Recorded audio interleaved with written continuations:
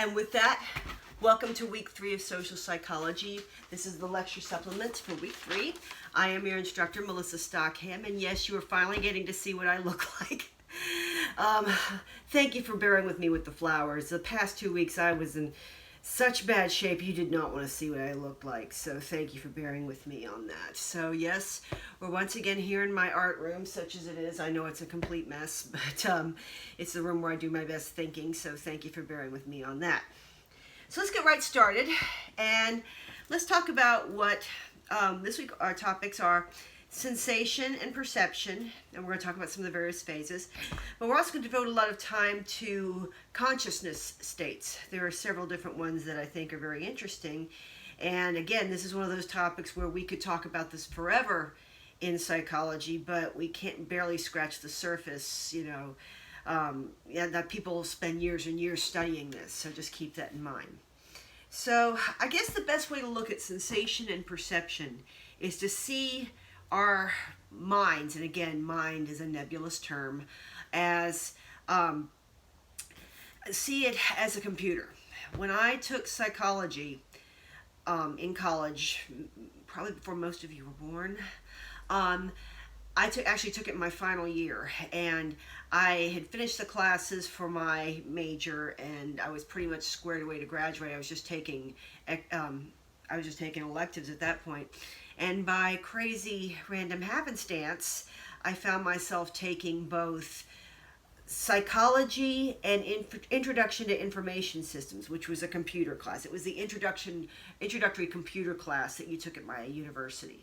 So I was taking both at the same time, and both of them talked about the idea of, they talked about certain things about input.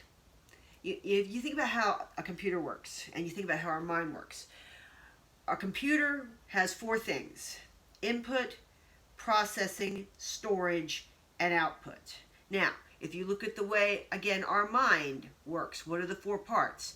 Input, processing, storage, and output. Now, how does our mind operate as far as input? That is, again, sensation. Sensation is how we transmit information from the outside world to actually the sensory organs. Processing is perception, how we move that information from the sensory organs to the brain. Storage is pretty common sense, it's memory. We talk about that a great deal as well in psychology. And finally, output. Output with computers is usually either printing, even though who still prints these days, or it can be in psychology, it can be how we react, how it makes us think, emote, or behave. So they are very similar. And in fact, a lot of psychologists who study cognitive psychology can make there was a time when they were making money all over the place as consultants for computer companies. They were the ones who helped shape the internet. So when you look at the human brain like that, you can see it that way. And why, again, is the study of this important? Well, there's another term we use a lot in computer science that also applies in psychology. It is GIGO, G-I-G-O. That is an acronym for garbage in, garbage out. So if there's any problem in the way things are being processed, then that's going to have an impact on the way we react to it. Most of course, our reactions to the world are based upon helping us to survive. If you touch a hot iron, you'll pull your finger away rather quickly. Because that's, obviously you don't want to burn your hand. If you hear a car coming at you at a very quick rate of speed, you're going to get out of the way because you don't get hit by a car. These are mechanisms our body has created that actually more than reflexes. There is a lightning quick period of time to process the information. So based upon that, there are things that go on. So input is important because output can be impacted by it. And when we see people who have psychological disorders, schizophrenia, for example, my internship job when I was in graduate school was actually to work in an inpatient unit. And it was amazing the changes you made. Basically, I worked in the lockdown. I'm talking Nurse Cratchit, One Flew Over the Cuckoo's Nest. It was not a great place to spend my Saturday mornings and afternoons for 8 months out of the year, but it served a purpose. Um, I would go in and interview people when they were first coming into the lockdown, and they seemed pretty okay. There was one I remember, he seemed pretty okay. Then a couple weeks later, I mean, he came in because he was suicidal. Came a couple weeks later, and he looks around at everybody and he says, I don't know if these people know it or not, but I'm Jesus Christ. Now, obviously, there's something wrong with his perceptions, because I can assure you he was not Jesus Christ. Um, One of the most profound things that we talk about in psychology is suicide. And there is this prevailing belief that the suicide rate is the highest during the December holidays, Christmas, Hanukkah, and so forth. That's not the case. Believe it or not, the highest suicide rate is around Easter, which is, people wonder why. It's spring. It's not. It's, depression is the highest during the December holidays. Suicide is actually higher around Easter. Think about it. I mean, and I'm not making a joke about this. I'm just saying, because you think about it, a lot of people, they get these delusions, and one of the biggest ones is that they're Jesus Christ. Well, if you think you're Jesus Christ, what better day to die than Good Friday? Another factor that plays into the suicide rate being the highest at that time is, well, April 15th is around the corner. But the big ones, I mean, again, yes, people perceive that they're Jesus Christ, and they react by attempting suicide, and it's really, so, perceptions are, they help us to better understand the world. I mean, your discussion questions, which, by the way, I love. Thank you for all those examples. Another example of perception where there can be ambiguities. We talk about the way that the perceptions shape and change and whatnot, but the audio perceptions, how our ears perceive information. Again, this is something very important to our survival. How much of our input do we obtain about the world through what we hear? A lot of people, that's the main way they do it. A lot of people learn things by hearing it. So, and who remembers, I think it was either last year or the year before that, because heaven only knows you can't keep track of this stuff. Of course, on the internet, how many of us remember the Laurel Yanny controversy? You know it. You went on your social media one morning, and then, your best friend from high school, or your cousin who lives 7 states away, or somebody you've never met who you're in a common group with, what does this sound like? And people were getting in heated arguments. It's Laurel. It's Yanny. Personally, I thought it was Yanny, but that's just me. So, but that's, again, how our way we hear certain things and how it's perceived, and both are right. Your text talks a little bit about ESP. ESP is, of course, something that has been studied. It's one of those things that we still don't know enough about yet to make any pronounced qualifications, but it is something that is interesting, and who knows what the future holds in that topic. We talk a little about states of consciousness. When you talk about states of consciousness, you have to look at several different ones that all, again, serve a purpose.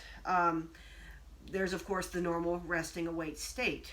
And then there's also, of course, sleep. What is sleep? Again, that's one of those topics we can talk about forever and not even really scratch the surface.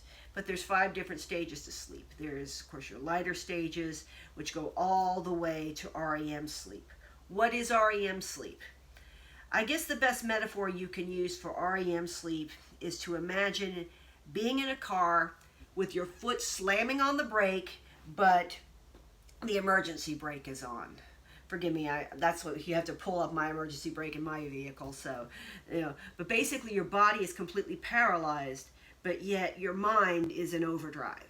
So again, REM sleep is associated with dream sleep. And again, what are dreams? Dreams, of course, are things we see in our minds when we sleep, and sometimes we can remember when we wake up. Sometimes we can't. So. But REM sleep does serve a purpose. Babies just about have nothing but REM sleep. Older people, as we get older, we have less and less REM sleep. REM sleep has been associated with healing of our brains. It is considered probably the most important phase of sleep we can be in at any one particular time. Anything that interferes with that can be a problem. Your text talks a little bit about circadian rhythms, where we, how our body can become acclimated, I should say, to sleep periods and how they can change them. If any of you have ever taken a trip where you've gone westward towards, I know my husband and I just got back from Nevada. That's why I'm still sick. Going westward is a lot easier than going eastward because you're actually picking up hours as you head eastward. And when you get to the West Coast, if you're in New York at noon, and you are in Los Angeles at 4 o'clock Los Angeles time, you're actually at 8 o'clock New York time. And your body's going to react that way. It takes a couple of days for your body to get reacclimated to that time, and then going back east is more of a problem because you're losing time. I always complain that, and again, looking back now when I would complain about it, it's like, give me a break. People will do what they have to do. That whenever Americans make a trip to Europe, they always did it the wrong way. Because how do most Americans go to Europe? They start in London, the easternmost site. Then they go to Amsterdam, which is the next easternmost site. Then Paris, then Germany, and then if they go to Poland or Moscow, then they keep going east. The best way to do it is to start with the easternmost site and keep going west. Again, that's unrealistic. So, at any rate, one of the more interesting forms of states of consciousness is what we call automatic processes. Again, you have to look at everything that our body does as something that serves a purpose. Again, you pull your finger away from a hot stove because it'll burn you otherwise. You run away from a speeding car because you don't want to get hit by a car. You hear of women who weigh 120 pounds pulling a 2,000-pound car off of a baby because the baby needs to be preserved. All these things serve a purpose. Automatic processes serve a purpose as well. If you had to think about the kind of energy it takes for you to remember to get up in the morning, take care of your bathroom activity, take a bath or shower, groom yourself for the day, prepare breakfast, get in your vehicle with your necessities in hand and your keys, turn the key on, open the garage door, pull your car out, close the garage door, and head out to your day. If you had to think of every little one of those things, you'd lose your mind. You'd forget things. There is only so much storage we have up here in our minds. So one of the ways our minds take care of that is through automatic processes. Do you really have to think about every single one of those things? You do. No, we do them as a matter of automatic processes, or as they can be called, force of habit. So that's one of the things that really helps us out. As far as those things that really helps us out as far as making processes more smoothly. Now, if you're like me and you check everything everywhere and you get halfway to your destination and you think to yourself, did I shut the garage, or did I turn off the iron, or did I turn off the stove? When my husband and I travel anywhere, I make him do a last sweep through the house to make sure all those things are taken care of.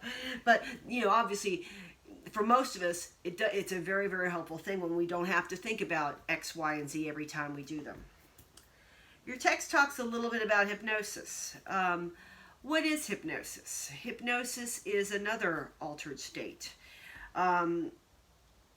We've all, I think, we've all been to parties, or we've all been to comedy clubs or nightclub events where they'll have somebody who purports to be a hypnotist.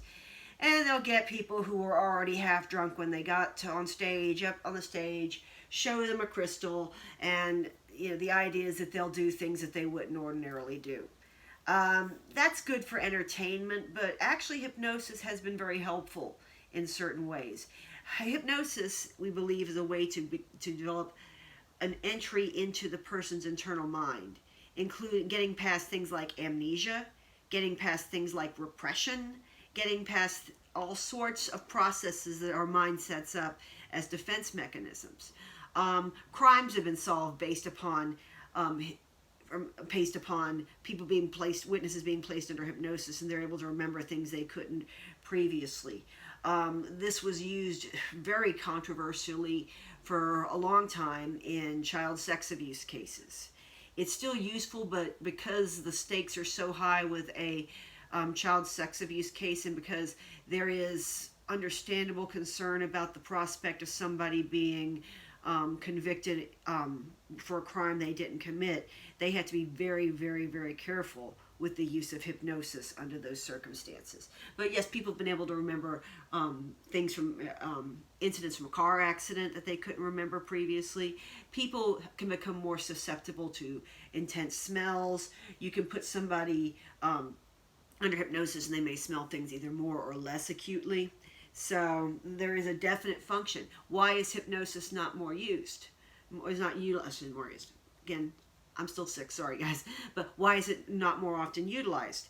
Because it's still kind of in the aura of parlor games, I think, and extra science. I think more science can help with that. Another area that involves an altered state that has a lot of science behind it is biofeedback. Biofeedback is a process by which individuals can learn to monitor their body functions. People have been known to lower their blood pressure on biofeedback. When I was in college, one of my professors actually ran a stress clinic where he would help people who have health problems, high blood pressure, so forth, lower their blood pressure or lower their heart rate so that they could heal themselves by use of biofeedback. Basically, all biofeedback does is it uses the process of behaviorism to basically tell your body and mind, do that again. The idea being your body does one thing and the biofeedback machine gives you immediate feedback. You're basically hooked to a machine and it tells you basically do that again. By reinforcement, you learn how to lower your own blood pressure, you lower your own heart rate. So there are definite uses for these various states of consciousness. The problem is, again, I think they're still kind of seen as extra scientific, but with more science and more understanding, I think that can change. And with that, that's the end of my lecture supplement for this week. Thanks for tuning in, and I'll look forward to seeing you in the chat room. Take care. Bye-bye.